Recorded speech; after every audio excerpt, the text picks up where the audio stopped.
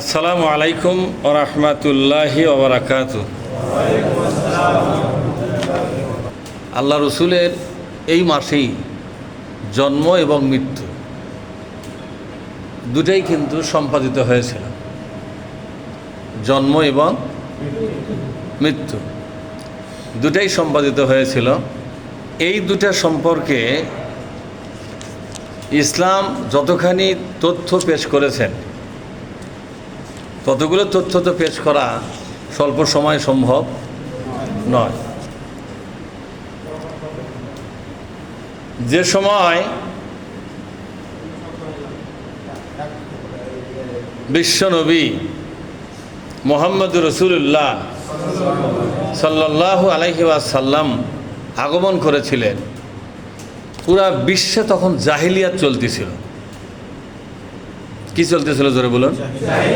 জাহিলিয়াত চলতেছিল। এই জাহিলিয়াতের সামনে যারা নেতৃত্ব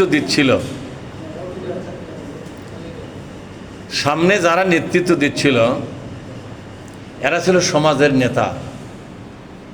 কোনো জাহিলিয়াতি নেতা ছাড়া চলে না। আপনারা খেয়াল করে দেখেন, যে কোনো খারাপ কাজ কোনো নেতা ছাড়া কিন্তু যেরকম চলে না। সে সময় সমস্ত নেতারা সেই সময় এই জাহেলিয়াতকে সামাজিকভাবে প্রতিষ্ঠা করেছিল, যেখানে কোনো বিচার বলতে কিছু ছিল না। সৎ মাকে বিবাহ পর্যন্ত শুরু করেছিল, কন্যা সন্তানকে হত্যা করা শুরু করেছিল, এবং বাবা মারা গেলে কন্যারা কোনো সম্পত্তি পাবে না। এরা জঘন্য সামাজিক ব্যবস্থা প্রতিষ্ঠিত ছিল, যেটা বর্তমানে হিন্দুদের মধ্যে আছে। কার মধ্যে আছে জোরে বলুন? হিন্দুদের মধ্যে আছে, যে মেয়েরা কোনো সম্পত্তি পাবে না। এরা পুরা বিশ্বের সর্বত্রই এই সমস্যাটা বিরাজ করতেছিল। এরপরে বিবাহের জীবনে বহু রকমের কুসংস্কার বিবাহের সময় অনুষ্ঠিত হচ্ছিল। মেয়েদের মাসিক যখন হচ্ছিল, এটা নিয়েও ভয়াবহ কিছু সামাজিক কুপ্রথা চালু ছিল। অর্থাৎ একটা মানুষের জন্ম থেকে মৃত্যু পর্যন্ত যত জায়গায় যত কাজ, প্রত্যেকটা কাজের মধ্যে একটা করে জঘন্য সামাজিক ব্যবস্থা প্রতিষ্ঠা ছিল। মাইট ইজ রাইট, জোর যার মুলুক তার। লাঠি ফেলে জমি ভাগ।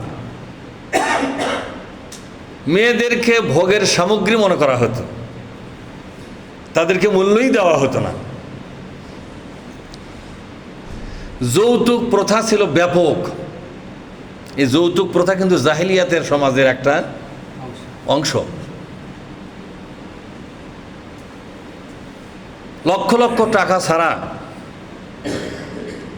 একটা মেয়ের বিয়ে হতো না। একটা পুরুষ যত খুশি বিবাহ করতে পারত, এবং বিবাহ করে বউ দিয়ে ব্যবসা করতো তারা। নাউজুবিল্লাহ বলবেন না? দুনিয়ার খরিদ্দারকে ঘরের মধ্যে ঢুকে দিয়ে স্বামী বাহিরে বসে থেকে টাকার ম্যানেজারি করত। তখন মহিলারা ছিল ব্যবসায়িক পণ্য। কি ছিল?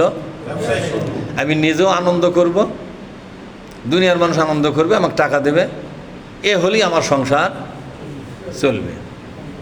আমাদের গাইবান্ধাতে পরশুদিন একটা দুর্ঘটনা ঘটে গেছে। একটা লোক বিবাহ করেছে, বাসর রাতে তার 6 জন বন্ধুকে নিয়ে, সে একজন, কয়জন হলো? 7 জনে মিলে সারা রাত ধরে মেয়েটাকে ভোগ করেছে। মেয়েটা হাসপাতালে এখন মৃত্যুর সাথে পাঞ্জা লড়তেছে।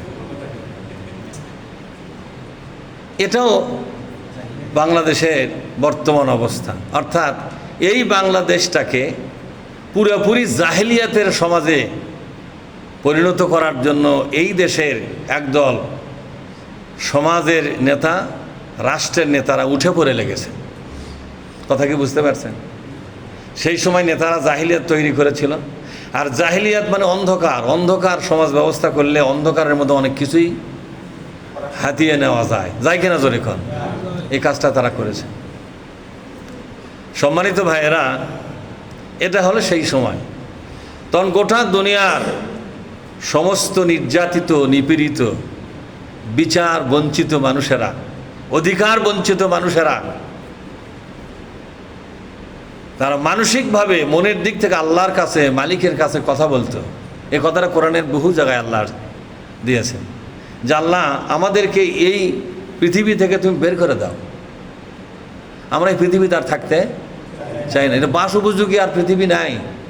সব সময় সন্ত্রাস, সব সময় মানে স্বামী তার বউকে নিয়ে যাচ্ছে কোথাও, স্বামীর কাছ থেকে বউ কেড়ে নিয়ে ওখানেই স্বামীর সামনে তাকে কয়েকজন ধর্ষণ করে প্রয়োজন হয়ে মেরে ফেলে দিচ্ছিল, প্রয়োজন হয়ে ছেড়ে দিচ্ছিল। স্বামী বেচার আর কিছু করার নেই। এখনও বাংলাদেশে মাঝে মধ্যে এই ঘটনাগুলো ঘটতেছে। অর্থাৎ সেই সময় সৌদি আরবের এবং সেই সময় বিশ্বের যে জাহিলিয়াতগুলো ছিল, সে জাহিলিয়াতের কিছু অংশ কিন্তু আমাদের দেশে ঢোকা শুরু করেছে।